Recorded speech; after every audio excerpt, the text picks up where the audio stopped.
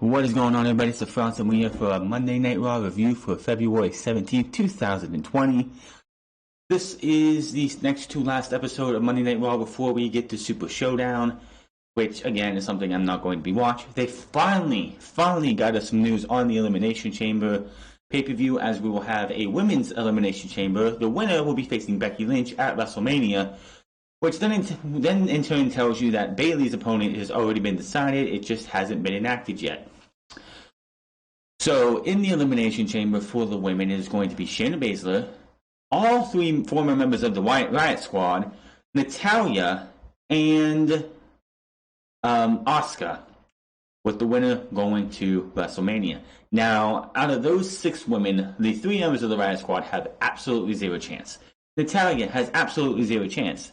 This pay-per-view, this Elimination Chamber, best come down to Asuka and Shayna Baszler as your final 2, and have those 2 go out there and kick ass and beat the hell out of each other until Shayna Baszler ends up winning.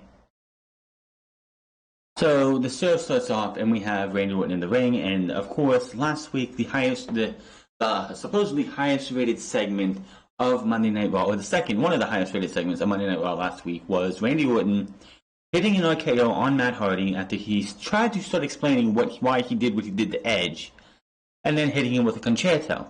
That was supposed to be the write-off for Matt Hardy. How could WWE fuck that up? Well, that's real simple. You bring Matt Hardy back this week for a supposedly no-holds-barred match. Okay, so Randy Orton comes in. We see what happened between him and Edge, and then him and Matt Hardy. We come back and we get a big "you suck" chant. Orton says he's supposed to face Matt Hardy in a no-holds-barred match tonight, but after what happened last week, I'm sorry, but that's not going to happen. Matt is in the back right now, still trying to get medically cleared, but the match won't happen. He gets booed. He says the Hardys are known for climbing to the highest of the highs and crashing to the lowest of the lows. But even so, out comes Matt Hardy. He's wearing a neck brace. He calls for his music to be cut. He doesn't want Orton to talk to him. He wants Orton to admit why he tried to end Edge's comeback. Says he can relate this week, but he still wants to know what the hell is wrong with Orton. Matt Hardy says, you didn't like that when I asked you that last week. And he goes on about Orton wanting to take all of his passion away from him, but he can't because Matt Hardy's not ready for that. Matt came here to fight, but the WWE doctors won't clear him to compete in a match. I'm a man of my word, and here I am. Like Edge, I have grit and won't quit. Matt Hardy will not die, because let's throw that old tagline into the mix. Says you can always knock he and Edge down, but they will always get back up. I don't know what the future holds for me, but it won't be determined on Orton's terms. It will be determined on my own terms. Orton says Matt should have said goodbye last week while he could still leave the arena on his own 2 feet. Matt enters the ring now, and Orton asks him, could Matt really do to him? And says he respects Matt and Edge. He also loves Edge like a brother, and says he is sorry. He says, I'm sorry again, and puts the mic down, exits the ring. He walks away as his music starts up. Matt watches from the ring. Orton stops at the top of the stage and takes off his vest. Matt brings a steel chair into the ring as Orton turns around and slowly walks back to the ring. Orton slowly enters and Matt swings, but Orton sends the chair back to his face. Matt rolls around in pain as Orton stalks him. Matt gets up, but Orton drops him again with the RKO. Fans chant a one more time. So the fans were booing Randy Orton when he came out here. But now that he hit the RKO, it's like, oh, it's okay now, let's get one more of these. On a guy who should have been written off last fucking week. But he hits him in the gut, takes the brace off Matt's neck, places the chair under his head, grabs another chair, stands over Matt, ready to swing. Fans boo and yell at him, looks around and stops. Referees at ringside are pleading with him. They're not coming in the ring for some reason. Yet, you have people who are fighting all the time, and referees will get all over them. But when somebody has a steel chair in their head, ready to go and swing on somebody, referees are going to avoid that. Orton takes Matt's tosses again. He exits the ring, but runs back around and pulls Matt out to the floor. Matt falls down. Orton takes apart the steel ring steps and places Matt's neck over the steel steps. Orton kneels down and has some words with Matt that he can't hear, or we can't hear. Orton grabs the chair again and smashes it over Matt's head, driving him into the steel steps.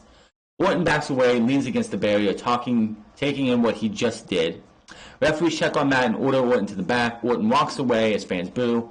Walks back over, stares at Matt, comes back over one more time, tries to move Matt, but he's out.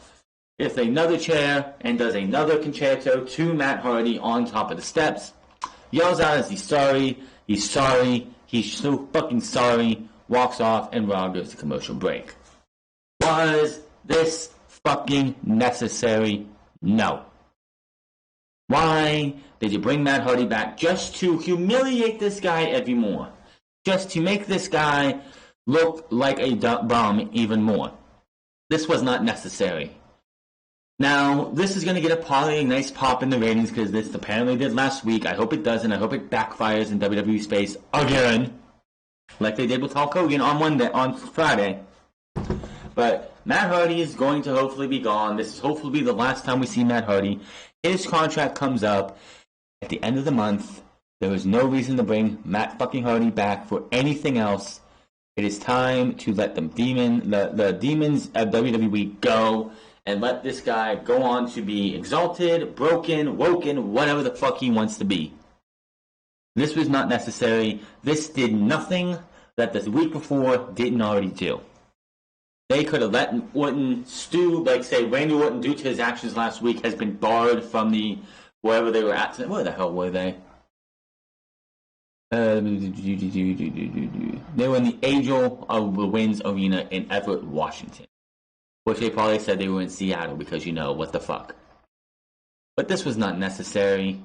There was no reason to bring Matt Hardy back after last week. Last week, you buried the concerto, so let's make it extreme. Let's get the steel steps involved. If Matt Hardy is on Monday Night Raw next week, you might as well just cancel everything on WWE because this has got to be it. I do not want to see Matt Hardy on social media, on YouTube, Facebook, Twitter, Instagram, Monday Night Raw, SmackDown Live, USA, 205 Live, WWE NXT, NXT UK, any fucking TV show that they have. I do not want to see Matt Hardy again until his contract is up and he's coming to anywhere else, like Impact, AEW, Ring of Honor, New Japan, wherever.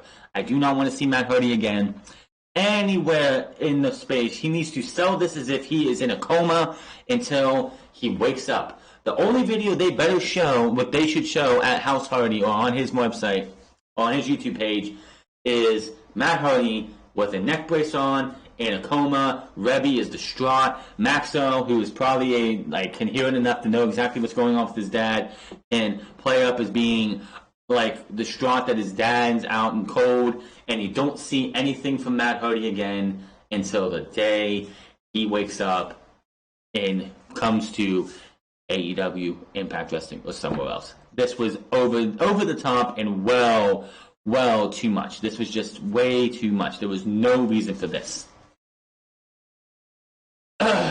Back from break, the announcers play up the seriousness of what just happened. They show shots of fans stunned. There was actually a kid. They showed a kid who had his hands over his eyes as his mom or grandmother was there consoling him as he was crying. Fucking love it. I don't know what it is about young kids crying and shit, like when Bailey destroyed her Bailey buddies and a fan showed this little kid crying. I don't know, it's amusing to me. Then we go into a really good match with Aleister Black versus Eric Rowan. These two have been facing Jobber week in and week out, and I don't know why this match happened. I know Aleister Black said that he wants to go out there and just destroy the entire Raw locker room and bring them into the cage, so they're fighting in the proverbial cage with a wild animal in Aleister Black. But again, this was a good match. And unfortunately, half of it was in commercial picture-in-picture, so there's that. But from what we did get to see, this was actually, I think, the best match for both of these two since Aleister Black faced Buddy Murphy about a month and a half ago. I think this was Eric Rowan's first actual lengthy match against a viable competitor since the draft in October. He's been facing jobber after jobber after jobber. We still don't know what's in that fucking cage with a burlap sack over top of it, and I honestly do not give a flying fuck. But Bell rings, they go at it. Rowan strikes first. Black goes for a moonsault early on, but Rowan levels him. Rowan drops Black on the outside and yells at fans in front row as we go commercial split screen. Rowan dominates majority of this. Referee counts Rowan, looks for a powerbomb. To powerbomb Black in the middle of the ring, into the ring post. Black counters and fights out, sending Rowan into the post. Black breaks the count, runs to the second rope for a big moonsault to Rowan, also hitting the cameraman a bit. It appears Black brings it back and fights it from the apron with a boot. Black with some strikes. Rowan counters, but Black fights free. Black with a jumping knee strike to the face for a 2 count. Rowan catches Black mask. Black blocks the iron claw with the back elbow. A big strike continues. Rowan levels Black with a big boot to the face. Rowan with a powerbomb in the middle of the ring for another 2 count. Rowan goes for the iron claw. Black slides out and nails a Black mask, but didn't get all of it as Rowan just slinks back onto the middle rope, gets to his knees. Rowan's in a daze, gets to his one knee. Black just screams out with fire. Black mask, 1, 2, 3. Aleister Black beats Eric Rowan in what was a very good, very competitive match between both superstars. Give me more of this for both of these guys. I am done with the jobbers with these two. They have faced enough jobbers. And it sucks that Eric Young has to be in that jobber list, but that is for a different talk for a different time. Where do they go for here with Aleister Black? He will not be going to Saudi Arabia because of his tattoos that he has. It is a very religious thing over there. They don't want to empower women, even though you have Bayley defending against either Carmella or Naomi. Most likely Carmella, because Naomi is Elimination Chamber pay-per-view, in my opinion. Black stands tall. We go to break. Back from break, and out comes Charlotte Flair. The pyro goes off. Flair takes the mic and shows us how she attacked NXT Women's Champion Rhea Ripley after a win at TakeOver Portland last night. By the way, I'm getting back into how I am right now. Something had to be sacrificed. NXT TakeOver Portland, unfortunately, will not be getting a review. So, it was, I will say this right now, it was, I think, the best. It was a very good TakeOver, all 5 matches, but the match of the night, there was 2 candidates for match of the night last night. Gargano and Finn Balor, Keith Lee, Dominik Dijakovic. Nothing else on that show topped those 2, but I'm going to say Dijakovic and Keith Lee. My dad said Gargano and Finn Balor. You can have either one, but my match of the night was Dominik Dijakovic versus Keith Lee. Do not give me that match again till at least TakeOver War Games, if there is a TakeOver War Games this year, which there better be. Anyway, let's see. Chance and NXT and Flair ask if she wants to know why they're chanting that. No, that's what she thought. Flair says she went to TakeOver to see who was filling Ripley's head with this idea that she can go to Raw and challenge the Queen. Flair got there and was impressed. Then she started to reminisce about everything NXT and her class that built the foundation for the third brand.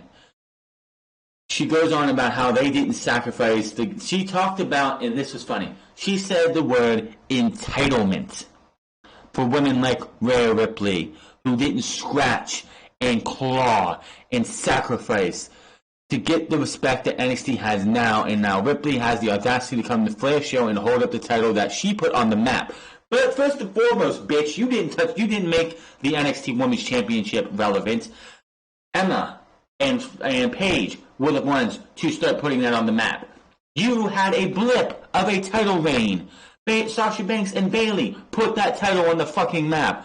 Bayley put that title on the map with title defense after title defense after title defense.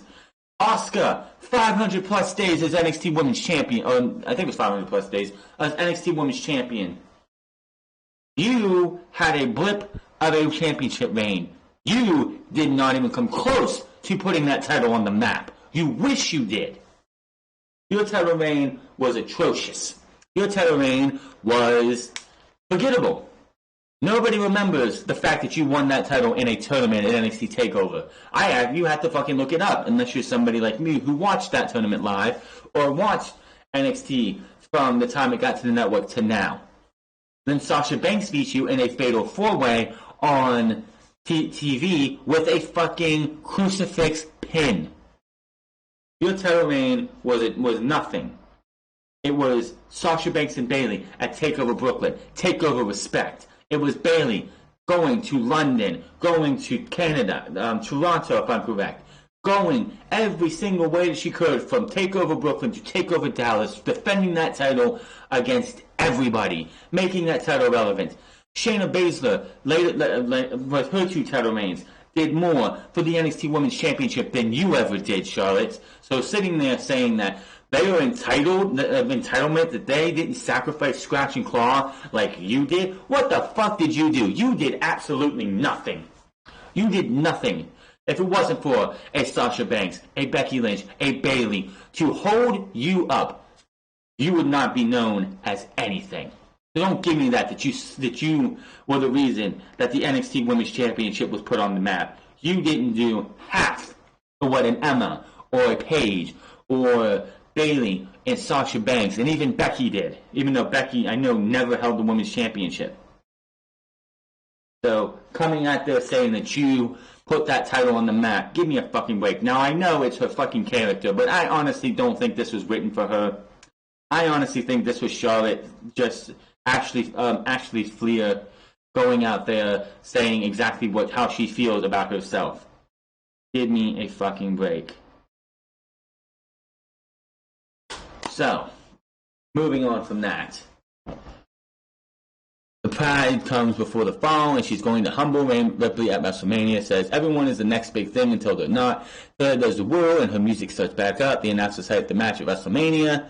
By the way, this entire pay-per-view, this entire match is Vince McMahon's idea. He wants to give... Here's the thing. This match happens at WrestleMania. This match needs to go one way. Riptide, another Riptide, and then another Riptide. 1, 2, 3. Rhea Ripley retains over Charlotte Flair. That will give NXT the biggest boost it can have. The only reason they would give the title to Charlotte Flair is simple. They want to give Charlotte Flair the title because they think she's going to boost the ratings. Charlotte Flair was on NXT last week, was she not? How did the ratings go? Well, it wasn't last week. The week that she was on there. How did those ratings go? They didn't go well at all. They barely went up for Charlotte Flair. So do not give me that she is ratings. It's just not true.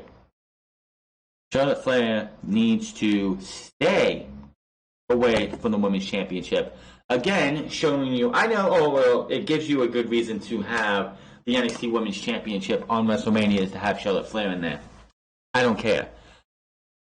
Since the Royal Rumble ended to now, it's quite clear to me still that Shayna Baszler should have won the Royal Rumble. Plain and simple. She would come to Raw, get rid of this whole biting thing. I don't know who the fuck thought that was a good idea. And we go from there. We go from one terrible promo to one terrible match. 24/7 Championship, R-Truth versus Mojo Rawley versus Riddick Moss.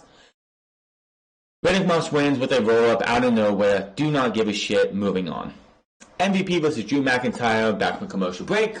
We see the announcers say the Women's Elimination Chamber. Shayna Baszler, Liv Morgan, Natalya, Ruby Riott, Sarah Logan, and Women's Tag Team Champion Asuka.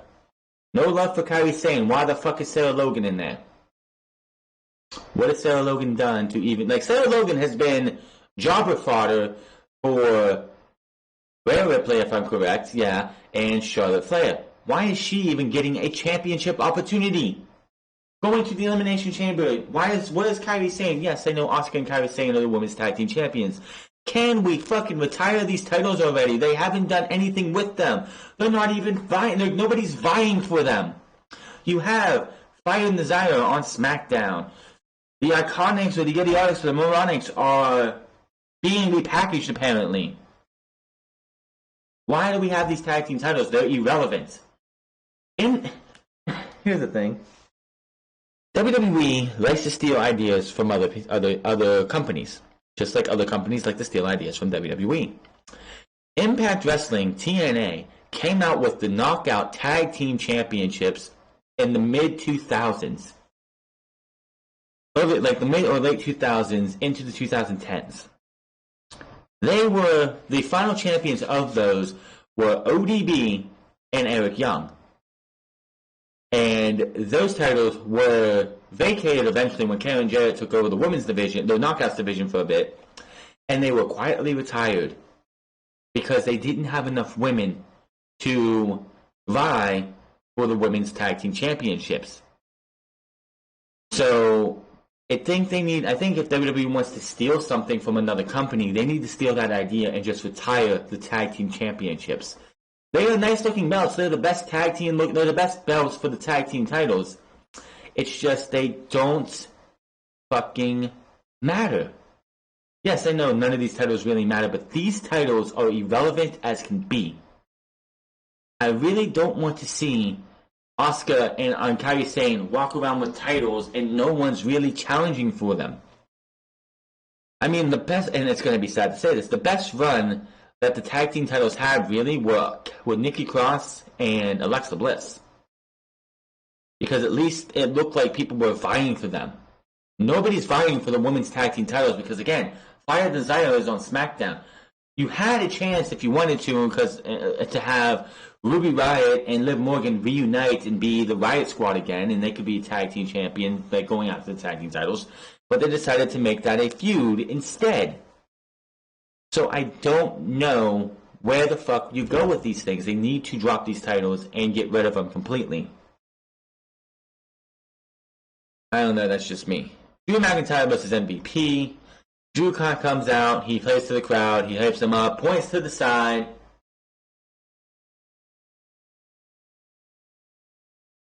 Flair already pointed at the sign. He said tonight he's going to do one better. Calls the fans to point with him, and everyone points at the sign. Says these days the Suplex City is located in Claymore Country, and going to WrestleMania, he's demolishing that bitch to the ground. And out comes Paul Heyman. Make it sound like, oh, Brock Lesnar's going to be here. I'm calling him out right now. Ladies and gentlemen, it's Brock Lesnar. But of course, Lesnar's not there. Lesnar will be here next week, obviously, which they haven't advertised. But why wouldn't he be there? It's the go-home show to Super Slowdown or Super Letdown or whatever the fuck you want to call it. So of course he's going to be there. But then he brings out MVP. MVP says, Paul Heyman may not have a problem with you, but I do, because you fucked me up. You beat me up last week, and I'm going to come out here and take revenge, and I'm not going to cheap shot you. Bell rings, tosses him in the corner, unloads with the strikes. Referee tries to pull him off. Drew runs into an elbow, comes back with the Future Shock DDT. 3, 2, 1, Claymore, 1, 2, 3, and that was that. MVP, I think you should have been done after the Rey Mysterio match because that wasn't that bad of a match. It was a decent match. This was just a waste of time. I mean, the match against Rey Mysterio the night after the Royal Rumble was a way for him to say goodbye, come back, have a match, say his goodbye to the WWE Universe, and go be a producer. There was no reason to have this match tonight. Again, something else that was a waste of time. They show a video package of how Baszler had to fight off Asuka. We see Becky had to fight off Asuka, and then we see Baszler attacking and biting the man. Quote unquote biting, because obviously she didn't bite her. The ambulance and then returning later in the night to call Baszler out. We come to the ring, and out comes Becky Lynch with a huge brown paper bag. Poses, go to break, come back. The fans chant her name. Some fans, they are starting to, like, Becky Lynch is starting to fall off her. She's not the hot white babyface going into WrestleMania 35 as she is, like in 36 as she was at 35. Brings out a bunch of paper, and she brings out a bag, pulls out money, and says this is her paying fine for what she did, what she will do when she crosses path with Shayna Baszler. Says this is a down payment on the violence, and tells WWE to go ahead and take all her money because bad things will happen when she sees Baszler. She talks some more trash and Baszler appears on the screen. That looked like real fucking money. It probably was fake, but that looked like real hundreds. I could be wrong. It was the current bills that you look like when you see $100 bill, and you have all those little security measures in it, but that looked like real fucking money. Baszler taunts Becky and talks about how much she's going to win the Elimination Chamber match to earn the title. Baszler goes on and says she's going to tear the living shit out of Lynch and says she will be watching. And Becky's like, Elimination Chamber, hon. Thanks for telling me. I'll keep my eye on it. And I'm like, Becky, you do watch the show, right? You do have Twitter, right? Becky doesn't remember the fact that this was announced on Twitter earlier in the day or in a news article earlier in the day. I don't know. She'll be rooting for Baszler, and Becky tosses the mic, makes her exit as the music hits, raising the title in the air. I said it's going to be obviously Shayna Baszler winning, but if we don't come down to Asuka versus Shayna Baszler and having those two go out there and give us at least 10-15 minutes of beating the living piss out of each other, you're doing the fans a massive disservice, WWE. We see Lana and Bobby Lashley backstage warming up with Zelina Vega and Angel Garza. Charlie Caruso approaches for comments. Lana takes credit for coming up with tonight's tag match and says it's like Monday Night Date, as two of the WWE's hottest couples will go against two of the biggest losers. Vega corrects Lana and says she is not a couple with Garza because she's fucking married to Aleister Black. This is on business. Garza, who by the way got engaged on NXT the night that he won the Cruiserweight Championship, is trying to be a playboy on Monday Night Raw. Yeah, I think it's fucking dumb that they do that, but it is what it is. Angel Garza and Bobby Lashley versus Rusev and Humberto Carrillo. Rusev got his entrance while everyone else was in picture-in-picture. Kevin Dunn, you fucking dumbass, because Rusev comes out, we go to picture-in-picture, and immediately it says Garza. Angel Garza. It does the Angel Garza thing. But it's Humberto Carrillo comes out, so yeah. Way to go, Kevin Dunn, you fucking idiot. This match was okay. I don't know. This is one of those ones where I'm just checking I don't have, my Twitter's still locked. I'm trying to get that fixed. I don't know what the fuck Twitter's doing. Why they want to be stupid, but I'm not going to get into that right now. Checking a couple things online while this match is going on because I really don't care. Angel Garza, Humberto Carrillo, Bobby Lashley, Rusev, I don't care about. Angel Garza, Humberto Carrillo, I think could have an awesome feud if people cared about him. People don't, though. People care about Angel Garza in NXT. No one cares about Humberto Carrillo or Angel Garza on the main roster. I'm just saying. Rusev stomps Garza and calls for the accolade. Rusev stomps on his back, but he avoids the submission. Rusev with a big kick to they tangle some more. Rusev knocks Lashley off with the monster kick. Garza takes advantage and rolls him up for the handful of tights for the 1, 2, 3. So you're giving me this match, which is okay. It's bland sometimes, it's boring sometimes, and you end it like that. Way to go, WWE. Way to fucking go. Natalya versus Kairi Sane, another worthless, pointless match, having Kairi Sane and Asuka talk trash in the worst English that they can. I'm sorry. When does EO and Kairi Sane's contract come up? I hope they don't sign and they go back to Stardom. Because if they go to Stardom, they may show up in AEW every once in a while because they have a partnership with Stardom. Just saying. Kairi wins by countout as Natalya was hit with Kairi Sane distracts the referee. Asuka drops Natalya with a wicked kick to the head. She's just sitting there rocking back and forth, holding her head, rocking back and forth. Count out. Kairi Sane wins. Who cares? Natalya has been here long enough, and Natalya has been past her time as a relevant character on WWE television. I think it's time to move on. We get the sermon of Seth Rollins, the Monday Night Messiah. I'd be lying if I didn't say I went and took a break from this show when this came on because I really didn't care. All you have to know is that he talked a bunch of bullshit, talked about pretty much anybody with a heel role like this who's come out here before and has said something about wanting to change the future and anybody gets in our way will suffer the consequences. It was the same fucking promo here. Viking Raiders come out, they rush the ring, they brawl. Kevin Owens comes out from behind while Seth Rollins is on the ramp, hits the stunner, and that was that. No Samoa Joe on this night, so I don't know what's up with him, if he was off doing promotion somewhere for Saudi Arabia or off doing promotion for WrestleMania or whatnot. I don't know. Backstage, Charlie Caruso stops and frustrates Seth Rollins and his crew. Rollins says his crew are the only ones who give him the respect he deserves. Says Owens and the Viking Raiders can have a fight if that's what they want, against his disciples later tonight. Did we not have this match midway through the show 2 weeks ago? In a match that saw one of the Viking Raiders have a kayfabe injury, the other one get eliminated, and Kevin Owens going the distance against eliminating Buddy Murphy and one of the Viking Raiders. Only this was not elimination, so yay on that. Okay, it's time to see the return of AJ Styles, who has not been seen since the Royal Rumble when he took that very, very scary bump against Edge, who hit him with a spear. He tried to sell it spectacularly, and he ended up fucking his shoulder up.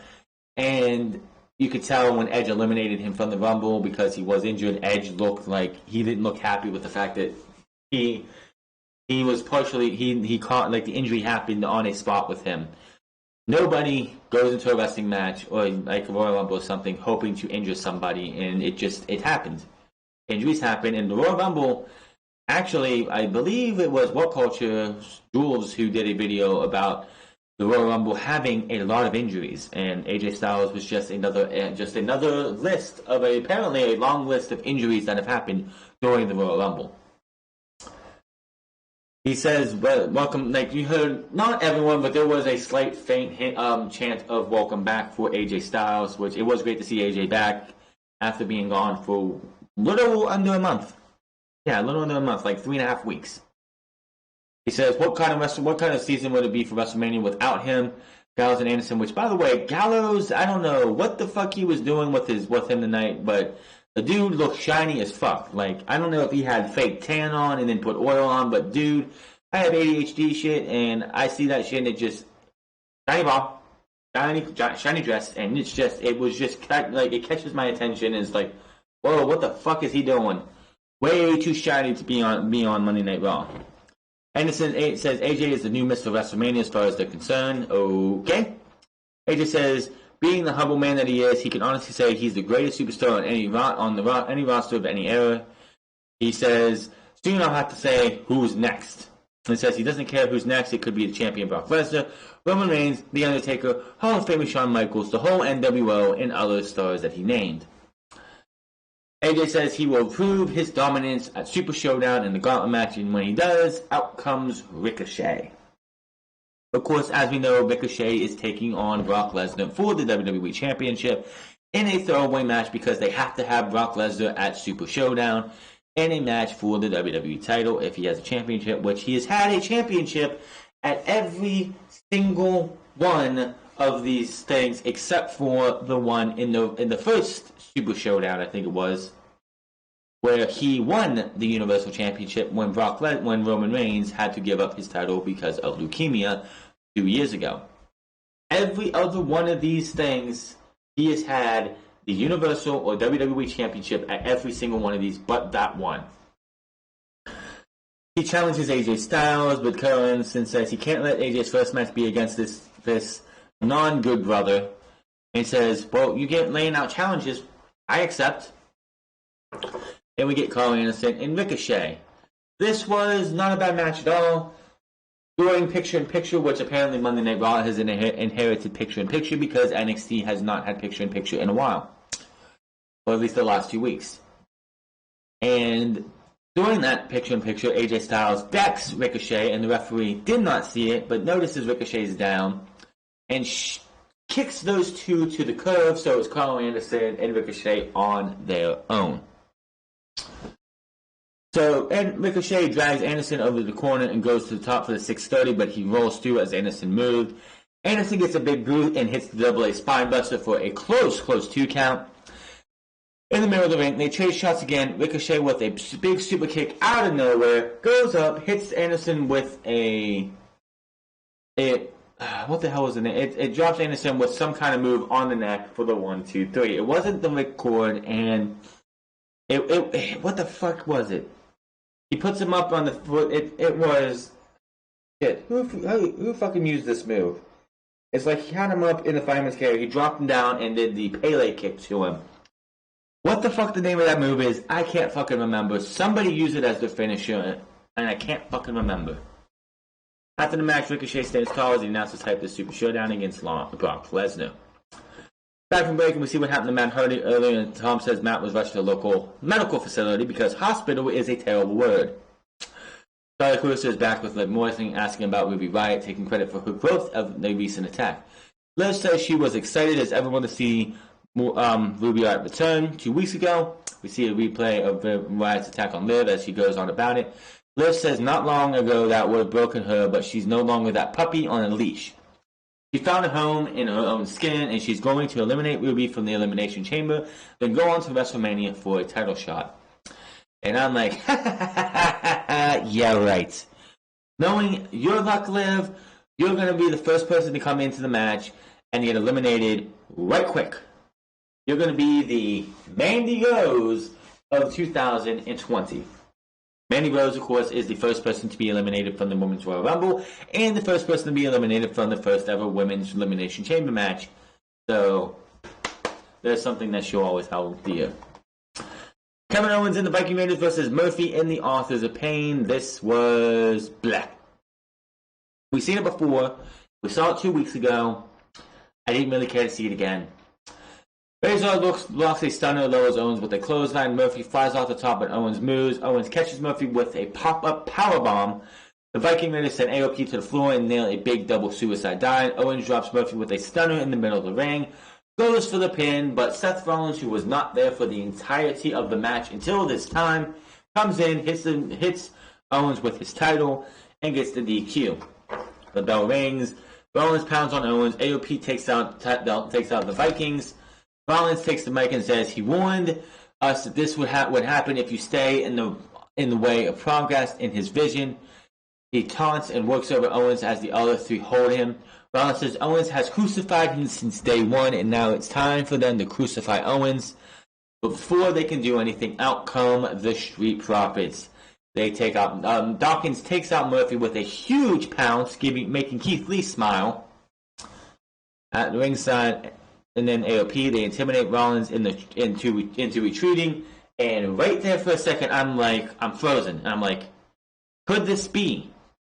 Could this be for a second? I had this thought in a second because, yeah, they're doing all this stuff to Murphy and the AOP, but I'm thinking for myself for a second, what if the Street Profits, who have been irrelevant since they've been on Monday Night Raw, what if they were feigning, they were pretending, and of course, taking one for the team, the AOP and Murphy take one for the team, and because when they're intimidating Rollins in the corner, the Viking Raiders come up.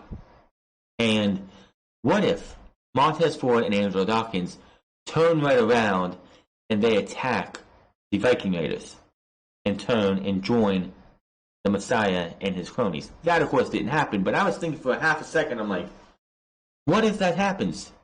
It would change the Street Profits completely. It would probably kill the Street Profits as it is, but it would have been something different. But no, he leaves. Rollins ducks out, he leaves. Retreating, AOP come from behind and deck the Vikings and the Profits. Rollins watches from the stage as chaos unfolds in the ring. And everybody, like the Vikings, Owens, and the Street Profits, take care of Murphy in the ring with the other ones. You saw Murphy and one of the members of the AOP get splashed and frog splashed at the same time as the other member of the AOP gets hit with a stunner.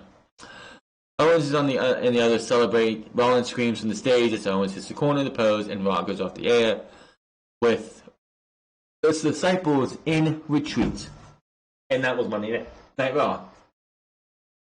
This Monday Night Raw can be summed up as waste of time, good match, waste of time, good match, waste of time, waste of time, waste of time, waste of time.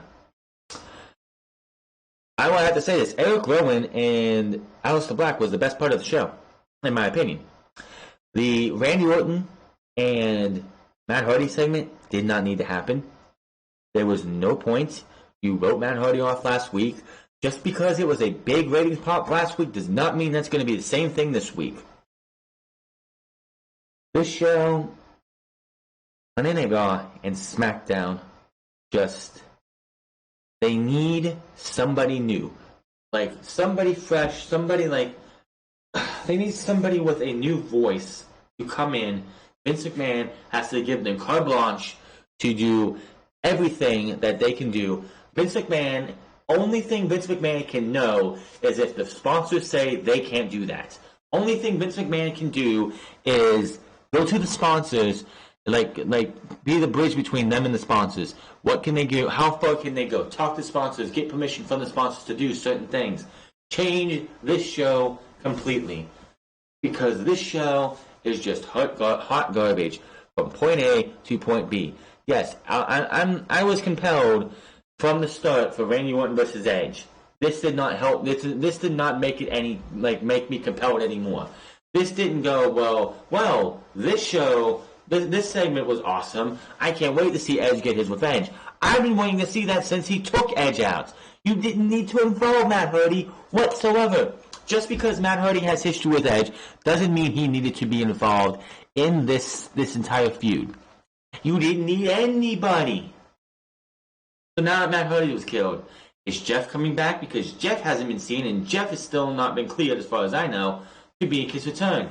Is Jeff going to come back next week, and is Jeff going to get hit with the concerto as well? It's pointless. The only thing we need to see is Edge going to concerto somebody. It doesn't matter who it is. Edge comes back, and Edge takes him out with a spear and sends him running, setting us up for WrestleMania, but probably not going to see that till after the Elimination Chamber. There's no other reason to do anything else. Randy Orton did the deed that he needed to, and now all we have to do is wait for Edge's response. There's nothing else that they can do that makes me want to go, well, I was excited about Edge versus Randy Orton before. I'm more excited now. And I'm not really that excited for it because I don't want to see Edge take a bad bump and be paralyzed. Yes, he had new neck surgery recently, but it doesn't matter. Edge going out there, anything that can happen to Edge, we all have to sit there and cringe. One bad spear, landing on his head one time, and that is it. I don't want to see Edge go through anything. I don't want to see anything else go through this match.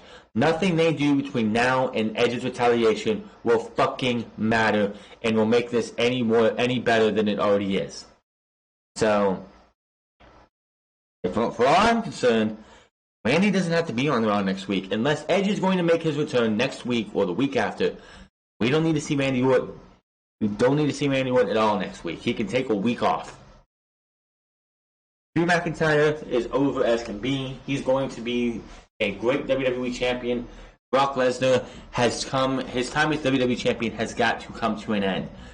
You cannot have Drew McIntyre go into WrestleMania and lose to Brock Lesnar. He needs to go in there, claim Brock Lesnar, win the championship, and then Brock Lesnar can go on to face Cain Velasquez. He can go again. He can go on to face Bobby Lashley. He can go on to do anything else but be a champion. It's time. His time as champion needs to end. Plain and simple. Baszler versus Becky, which I don't understand why you again. It shows that Charlotte Flair should not have won the Royal Rumble. Baszler should have won the Royal Rumble. We don't need to have Charlotte Flair versus Rhea Ripley for the Women's Championship of NXT on WrestleMania. It's good for them. It's great for NXT. If Rhea Ripley doesn't win the Women's Championship, then it's absolutely fucking pointless. But yeah, anything else on Monday Night Raw really didn't fucking matter, and that is your Monday Night Raw review. Hit that subscribe button, comment down below, like what it's like this video. Find me on Twitter at the France Club. I will hope to have that resolved by sometime this week. And find me on Twitter at Twitch at the France Club. Hope to have something going that way. Go check out the France Plays, as I have a couple of video game clips on videos on there. I hope to get some more of that soon too. And that is all I got for Monday Night Raw. I will see you guys tomorrow, as I am going to do my film analysis of my Week 2 analysis of the XFL. My thoughts on it, what was good, what was bad, what needs to be cleaned up, what's like my team of the week, my player of the week, and the first dud of the week. As it was the second week of the dud of the week is going to be a team that came into week one as awesome, came out of week one looking great and fell flat on their face in week 2. But until then, my name is the France, and I'll see you guys later.